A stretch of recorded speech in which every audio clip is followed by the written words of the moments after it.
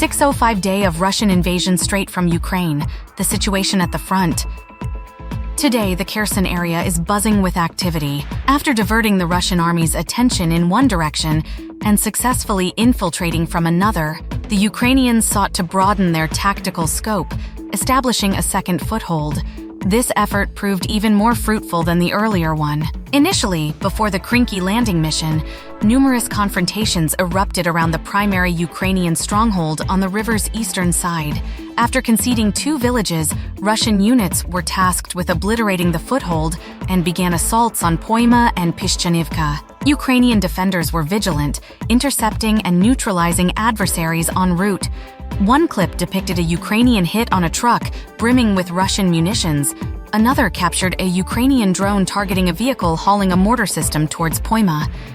Despite these interventions, clashes were inevitable, and Russian outlets conveyed reclaiming the settlements. Yet reports today hint at ongoing conflict in Pishchanivka. The exact situation in these villages remains ambiguous, but it's evident that Ukrainians efficiently fortified their positions in the nearby islets, mirroring their strategy near the Antonivsky Bridge. Russian reports acknowledge that, in spite of persistent aerial bombardments, the Ukrainian presence persists. This resilience isn't surprising given the Ukrainian stronghold across a consistent 20 km stretch by the Dnipro River, facilitating troop rotation, evacuation, and replenishment. As Russians grappled near Pishchanivka, a Ukrainian assault targeted Krynky. Footage from Ukrainian troops showcased 2 recon teams traversing the Dnipro and progressing towards the locality.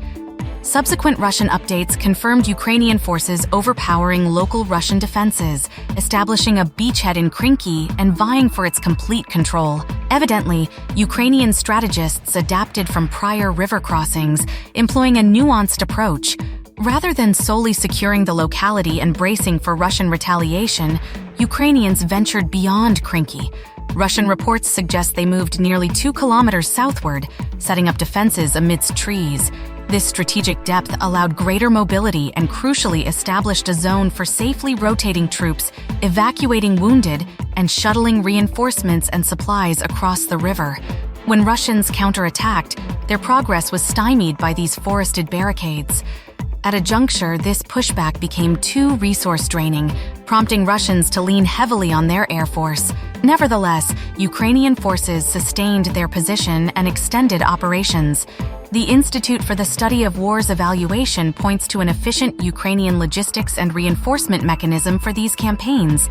Additionally, Russian disclosures reveal weather disruptions hampering their aerial capabilities.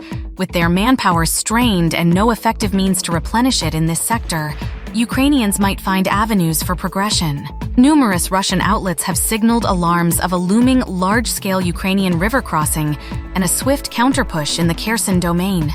Some military pundits theorize that Ukraine's primary aim might be to exhaust Russian resources in this region, potentially compromising their defenses near Tokmak or their advances near Avdiivka.